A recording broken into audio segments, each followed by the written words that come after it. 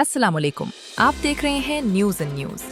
आज की अहम तरीन खबर के साथ हाजिर हूँ इस्लामाबाद के दिल में वाक़े तारीखी गांव सैदपुर, जो अपनी सकाफत, रिवायात और खूबसूरती के बायस सयाहों के लिए खास कशिश रखता है। आज तनाज़े का शिकार है। हाल ही में कैपिटल डेवलपमेंट अथॉरिटी यानी CDA के अमले ने deputy director general doctor Anam Fatima की सरबराही में सैदपुर गांव में बड़े पैमाने पर इन्हिदामी ऑपरेशन किया।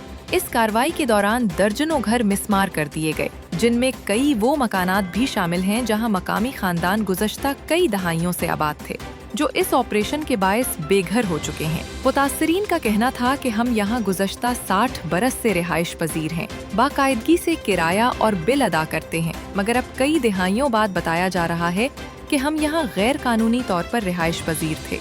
काबिल जिक्र बात तो ये है कि रातों रात हमारे घर गिरा दिए गए हैं और कोई मुतबादिल जगह भी नहीं दी गई। मुतासरीन ने सवाल किया कि इस सर्द मौसम में और मुश्किल तरीन हालात में हम बुजुर्गों, खवातीन और मासूम बच्चों को लेकर कहाँ जाएं? इलाके से मिलने वाली इत्तलात के मुताबिक जब मकामी लोगों ने CDA के अमले को रोकने की कोशिश की और उन्हें कहा कि हमारे घर और हमारी जमीनें ही हमारी पहचान हैं, तो उनकी आवाज उनके लिए जुर्म बन गई और अपने घरों को बचाने के लिए एहतजाज करने वाले दर्जनों मकामी अफराद को पुलिस ने गिरफ्तार कर लिया।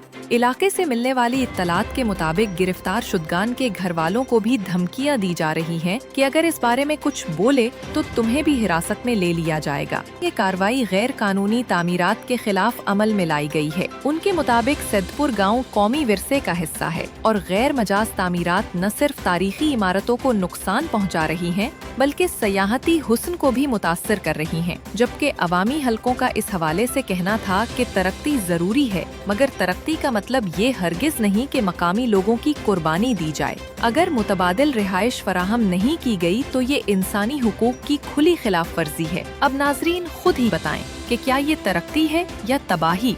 इस्लामाबाद के दामन में वाक़ई ये गाँव तरक्की के नाम पर एक नई कहानी का हिस्सा बन गया है। एक ऐसी कहानी जिसमें मिट्टी की खुशबू कम और बिल्डोजरों की धूल ज्यादा है। इस वक्त सैदपुर के वीरान गली महलों में कहीं माँ अपने बेटे का इंतजार कर रही है तो कहीं कोई बच्चा अपने बाप को याद कर रहा है। इस वक्त सैदपुर के मकीन खौफ और बेचैनी के साए में जी रहे हैं।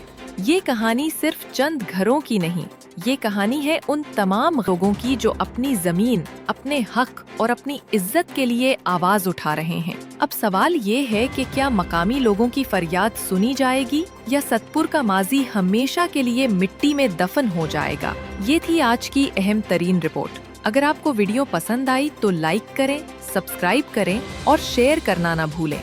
अपने ख्यालात कमेंट्स में जरूर बताएं। अल्लाह हाफिज।